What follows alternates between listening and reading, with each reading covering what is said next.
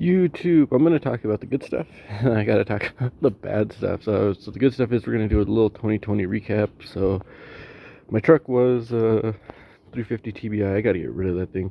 It still runs, but it's basically taken apart. And I put the 5.3. I got the Holley, and I just need to wire in the some of the alternator and stuff and do some fuel stuff, but I just haven't had time to go drive across town to go get a fitting. I have a whole list of stuff I gotta do. This is all, and I have pencils to make it bigger. I found out some stuff. My old H22 and this H22A4 head and or JDM head have the same cams, so that might have been one of my reasons why I killed a valve. Was I had a JDM style cam, because that it was in 2001 with the external coil distributor, all kinds of stuff that I don't know if they came with those that year, but it was really, it looked like it was one of those JDM head swaps somebody sells when they blow their bottom end, and they'll sell a JDM head for $250, like what I got from this car when I been one of those fancy Ferrea valves, which I'm looking into ordering. I don't know who to order one specific valve from. If you guys know, let me leave a comment. I need the 35.5 millimeter fancy Ferreas. They're like 27 bucks. Need one of those, and then I'm just gonna order some probably order some new guides, and then probably seals, and then I might just run that head on this motor, and then we'll be done with this car for now. Yeah, so that was the plan, and I was working on eventually putting my Skunk 2 back on, because it has the 70 mil throttle and everything is already done, and it's slightly port matched a little bit. I gasket matched it, so I want to kind of go up a little bit more, get them all to go up as far as I can get them, and then we'll just run it like that. It doesn't need a lot for me, because we're gonna eventually we're gonna go boost, and I want this thing to be done before I go boost, because I need it to be my daily again.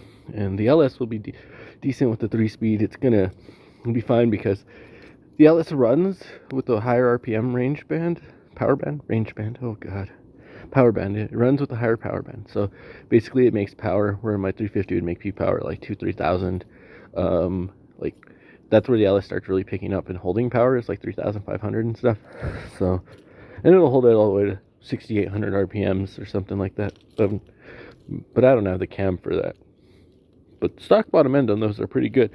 So we're gonna try and finish that so I can get this guy. I'm gonna put my cheap turbo kit back on it. My brother does have a better charge pipe and stuff that he had for his EF, and it'll fit. I do want to get. I've been working on popping this dent out. I don't know if you guys can tell, but it was a lot worse. And then I want to fix this. I'm just working on small stuff like inside the car. Just kind of push it out every once in a while when I'm in the back seat. And yeah, I just kind of want to do some routine, get it ready for boost, bigger valves, the higher flowing intake compared to the stock, because this one has the gutted intake and everything, and I didn't know. I took it apart and I was like, oh, it's gutted. So really, for my money, it would be easier to just throw my Skunk 2 on there and save money, because I know that it'll make more power in the long run under a turbo manifold. I mean, the stock one will make power, but then I have to cut it, and I just don't feel like taking it apart and doing anything when I could just bolt that one up and be done with it.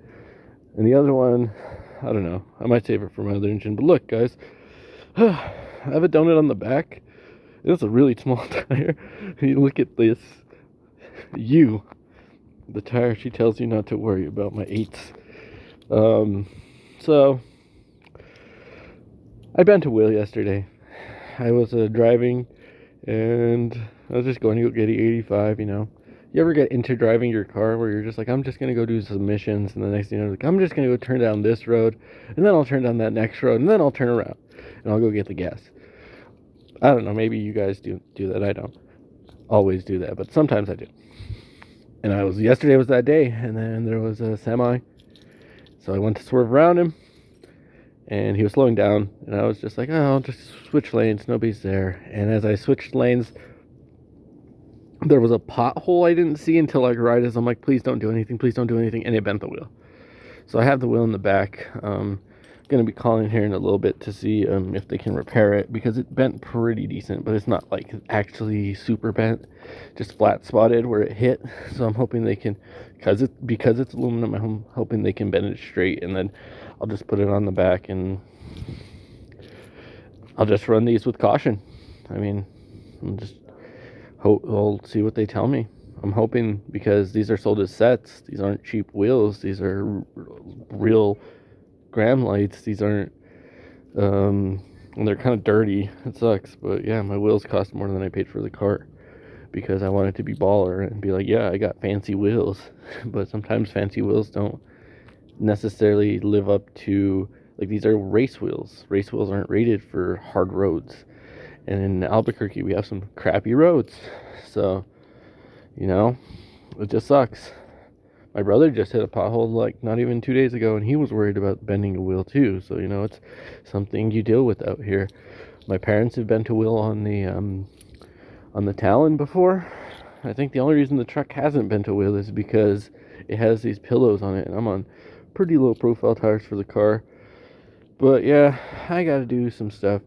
Anyway, that's just the update, guys. Is I wanted to let you guys in on I'm gonna try and film more. I want to get more done. I want to film like doing my fuel system on my truck, which is, I'm just running the stock. I'm going to run it like I did the Honda, just from there, stock, tanked stock, usual stuff. But anyway, I'm going to let you guys in on a lot of stuff. And over the next few weeks, we'll be showing some new parts coming in for the truck, and ultimately deciding if I can get certain parts cheap enough. Hopefully by the time the summer comes around, if I can stay ahead, getting my sleeve block started and figuring everything out until I get to the oil pump. I don't know what I'm going to do, since Honda discontinued the OEM pump, so I'm going to have to call around and see if anyone has any back stocked, and from there just order the kit and balance shaft, delete that motor, which I'll probably just do that anyway. But I'll catch you guys in the next one.